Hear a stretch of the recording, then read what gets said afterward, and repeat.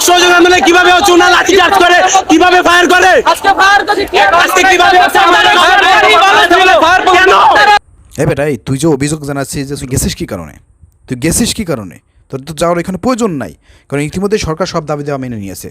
তোরা যে বারবার বলতেছিস যে নিহতদের সংখ্যা কমানো হচ্ছে, গোপন করা হচ্ছে, লাশ গুম করা হচ্ছে।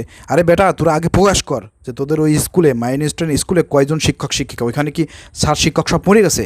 কেন আপনারা প্রকাশ করতেছেন না যে 2 ক্লাসরুমে যে সমস্যা হয়েছে, মারা গেছে, সেখানে কয়জন শিক্ষার্থী ছিল, তাদের নামের লিস্ট, কতজন হসপিটালে ভর্তি আছে, কতজন মারা গেছে, হিসাব নিকাশ করলেও কিন্তু বের হয়ে আসতেছে। সেটা তোরা না করে তোরা কী করতেছিস, ছাত্রলীগের ফাঁদে পা দিয়ে আন্দোলনে নেমে গেছিস।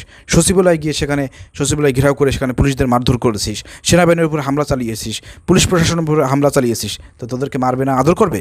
পুলিশ প্রশাসন সেনাবাহিনীকে বলতে চাই, যারা এখন মাঠে থাকবে, যেহেতু ছাত্রলীগ এখন শিক্ষার্থীদের মধ্যে ঢুকে আন্দোলনকে ভিন্ন গতিতে প্রবাহিত করতেছে, বিশৃঙ্খলা সৃষ্টি করতেছে, অর্থাৎ পুলিশ প্রশাসন সেনাবাহিনীকে বলতে চাই, আপনারা সর্বোচ্চ অ্যাকশনে যান। শিক্ষার্থী থাকুক আর ছাত্রলীগ থাকুক, যেই থাকুক না কেন, যারা এই ফাঁদে পা দিয়ে রাস্তায় নামে বিশৃঙ্খলা সৃষ্টি করবে, আক্রমণ করবে, তাদের বিরুদ্ধে আপনারা অ্যাকশনে যান। দেশের জনগণ আপনাদের সঙ্গে আছে, সেনাবাহিনীর সঙ্গে আছে, পুলিশ প্রশাসনের সঙ্গে আছে, সরকারের সঙ্গে আছে, অতএব আপনারা অ্যাকশনে যান। সাধারণ শিক্ষার্থীদেরকে বলবো, ঘরে চলে আসেন। অভিভাবক যারা আছেন, আপনাদের সন্তানদেরকে ঘরে ফিরিয়ে নেন, কারণ আন্দোলনে ছাত্রলীগ ঢুকে গিয়েছে। Be careful.